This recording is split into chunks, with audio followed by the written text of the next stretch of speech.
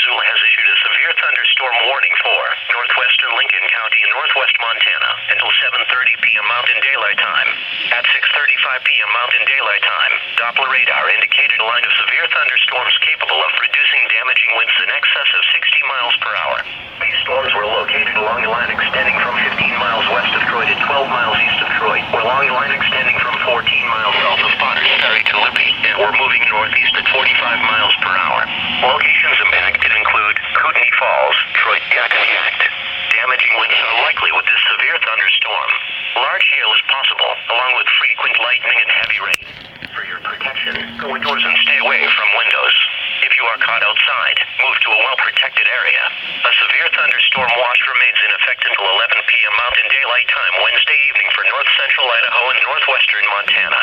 Repeating, a severe thunderstorm warning has been issued until 7:30 p.m. Mountain Daylight Time for the following counties: Lincoln County, Montana;